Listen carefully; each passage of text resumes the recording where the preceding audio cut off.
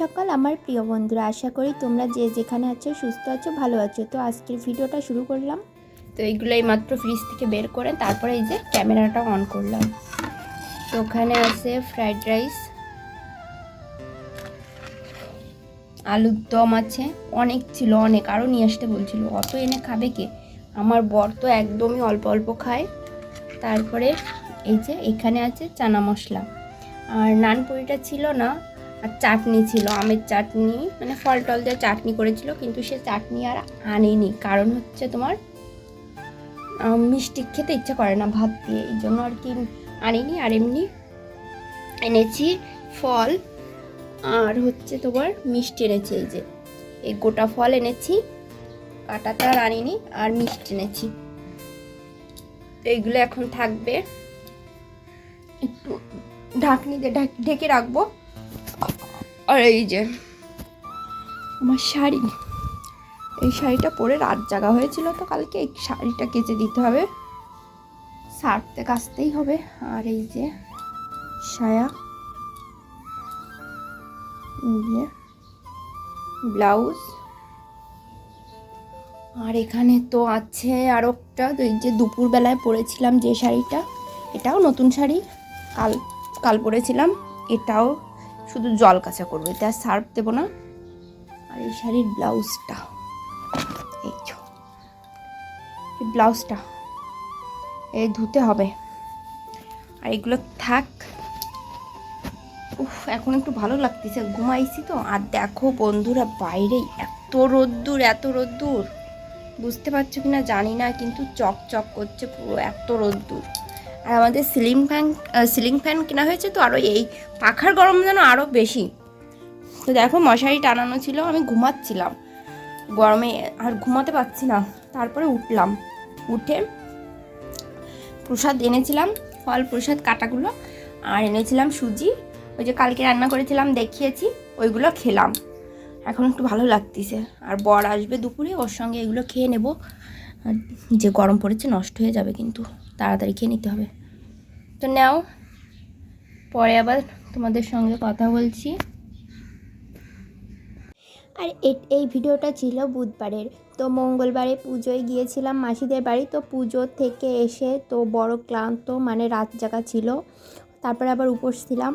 তো তারপরেও না, এই যে বাসি কাজ, মানে যে কাপড় চোপড়গুলো জড়ো করে রেখেছিলাম, তারপর ঘর টর এলোমেলো অগোছালো হয়ে রয়েছে, তো এগুলো না যতক্ষণ না পরিষ্কার করছি ততক্ষণ কিন্তু একদমই ভালো লাগছে না।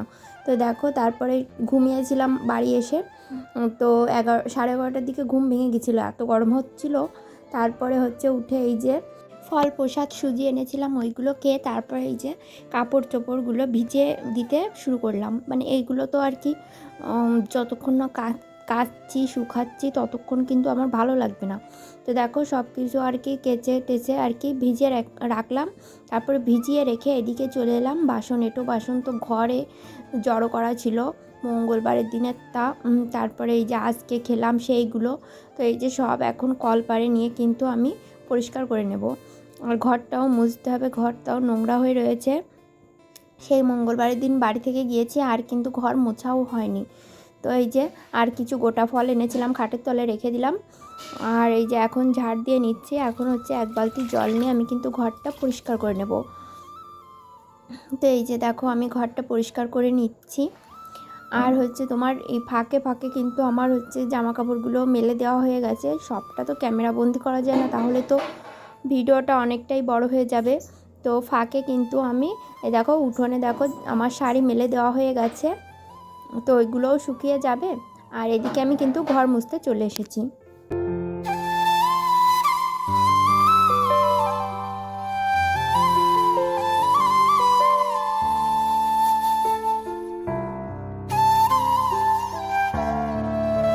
তো ঘর তো মোছা হয়ে গেছে, এবার দেখো বাসন টাসন তো কলপারে ভিজিয়ে রেখে গেছিলাম, তো সেই বাসনগুলো এখন মেজে নিচ্ছি।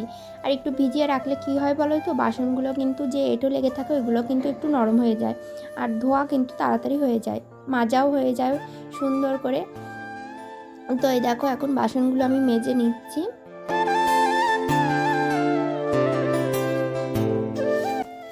তো এই দেখো বাসন তো আমার মাজা হয়ে গেছে। এখন হচ্ছে আমি জল দিয়ে বাসনগুলো বুলিয়ে নিচ্ছি। আর আমার ভিডিও তোমরা কে কোথা থেকে দেখছো অবশ্যই কিন্তু একটু কমেন্ট করে বলো। আর যারা নতুন বন্ধু আজকে আমার ভিডিও প্রথম দেখছো তারা কিন্তু অবশ্যই আমার চ্যানেলটা সাবস্ক্রাইব করে আমার পাশে থাকবে। তারপরে দেখো বাসন তো মাজা হয়ে গেছে, তারপরে উনুন শালে এসে গ্যাসের উনুনটা আমি মুছে নিচ্ছি। তো একটু সার্ফ দিচ্ছি, সবসময় তো জল দিয়েই আর কি ধোয়া হয়, তো আজকে একটু ভাবলাম আজকে একটু সার্ফ সাবান দিয়ে একটু উনুনটা ভালো করে পরিষ্কার করি।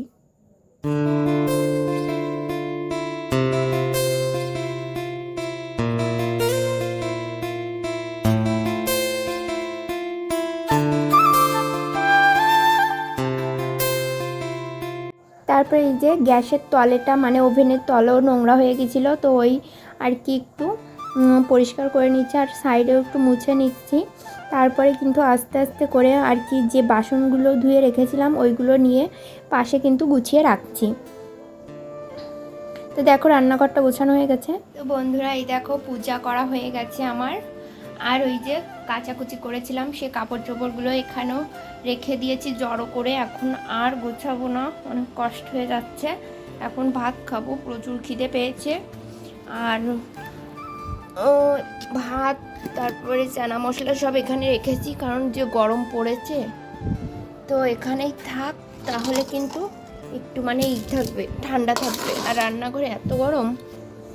তো এখন আমি ভাত খেয়ে নেব, প্রচুর খিদে পেয়েছে, প্রচুর পরিমাণে কাজ করা হচ্ছে সকাল থেকে। তো বন্ধুরা তো আমি খেয়ে নিই, তারপরে কি করি দেখাবো তোমাদের।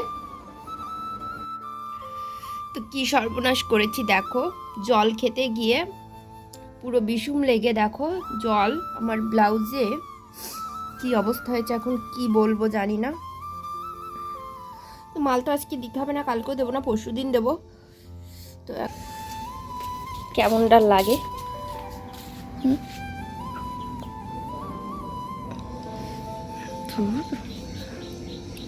থাক এখানে।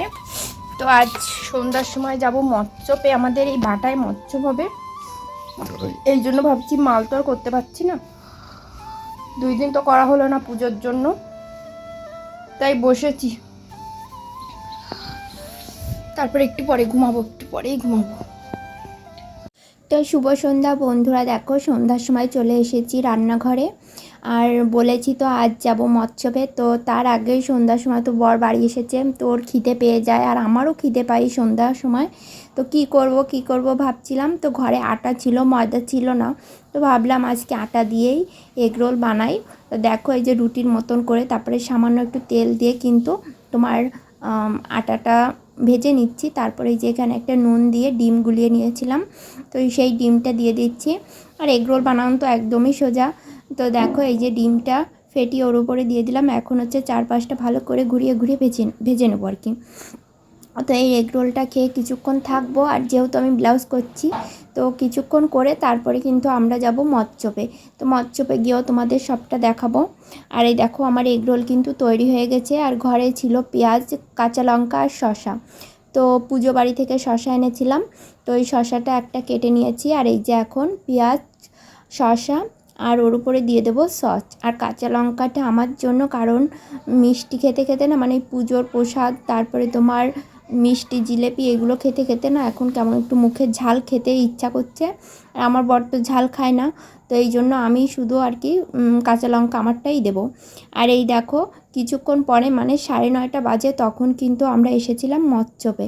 তো দেখো এখানে মৎস্যপে কিন্তু অনেকটাই ভিড় কম, দল আস্তে আস্তে আসছে। আর এখানে কিন্তু 30টে দলের আয়োজন ছিল, তো আমরা অনেকক্ষণ দাঁড়িয়ে দেখেছিলাম।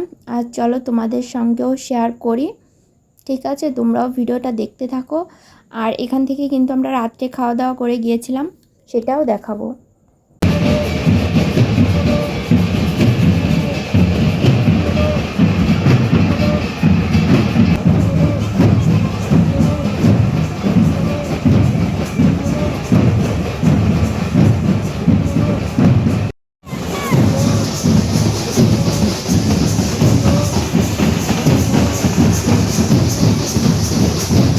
তারপরে প্রায় আমরা ঘন্টা খানেকের মতন ওখানে দাঁড়িয়ে আর কি মৎস্যপের দল আসা দেখছিলাম। তারপরে তো খাওয়া দাওয়ার এই জায়গায় চলে এলাম, অনেকটাই ভিড় কম ছিল আমরা যখন এসেছি। তো ওই দেখো আমি ওই যে দূরে কাকিদের কাছে বসেছি, আর ভিডিওটা কিন্তু আমার বরই করছিল। ওর কাছে ফোন ছিল, তো ওকে আমি দূর থেকে ইশারা করে বলছিলাম একটু ভিডিও করো। আর আজকে কি কি প্রসাদ দিয়েছে চলো তোমাদের দেখাই। তো সবটা তো ভিডিও করিনি। তো দেখো এখানে থালা আর গ্লাস দিয়ে দিয়েছিল, আর দিয়েছিল কচু শাক। কচু শাকটা খেতে তো দারুণ লেগেছিল, আমি খাইনি সবাই বলছিল। আর দিয়েছিল ডাল, আলুর তরকারি, আর হচ্ছে লাস্টে দিয়েছিল আমের টক, জল টক। তো রান্নাবান্না সব কিছুই খুব মজা হয়েছিল খেতে। আর দেখো আমার বড় কিন্তু এই পর্যন্তই ভিডিও করেছিল, বেশি বড় করিনি। আর বন্ধুরা আজকের ভিডিওটা এই পর্যন্ত, অনেকটা বড় হয়ে যাচ্ছে। আর ভিডিওটা কেমন হয়েছে অবশ্যই কিন্তু তোমরা কমেন্ট করে জানাবে।